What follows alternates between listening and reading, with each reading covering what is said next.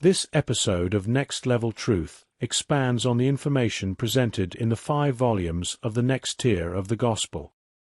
Why the Creator must allow suffering. Humanity is a race of self-centered beings. Our nature is self-centered because we are trapped in self-preservation mode. We are trapped in self-preservation mode because we became a race of dying creatures when our first parents chose to adopt a self-centered mindset, which caused us to fall into a disharmonious state of being. Disharmony promotes negative interactions with all things external and internal, and is therefore inconducive to eternal life. Hence, we are dying creatures, and eternal death is our fate. For the Creator to deliver us from eternal death, He must merge our essence, our unique identity, with a new and perfect body.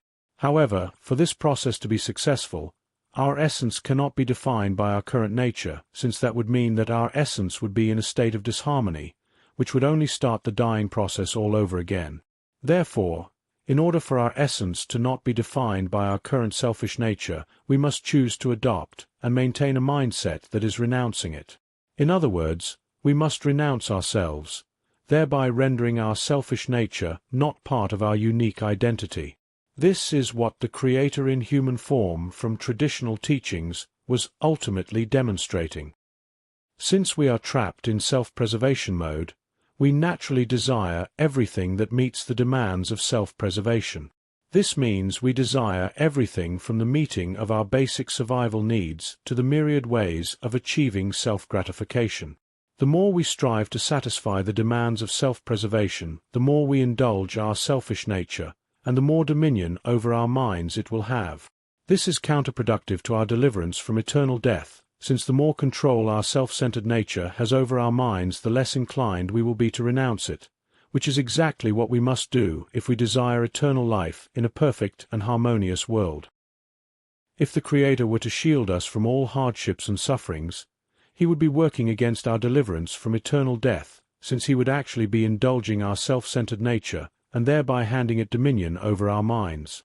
Although our Creator is not at all indifferent to our hardships and sufferings, His priority is delivering us from eternal death, and must therefore do all that He can to protect us from our self-centered nature, which is powerful, relentless, and insidious.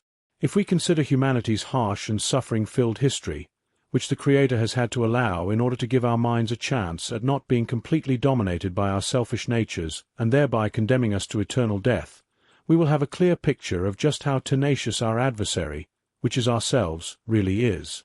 For this reason, He will only grant us as much respite from our hardships and sufferings as we can handle without becoming enslaved to our self-centered nature.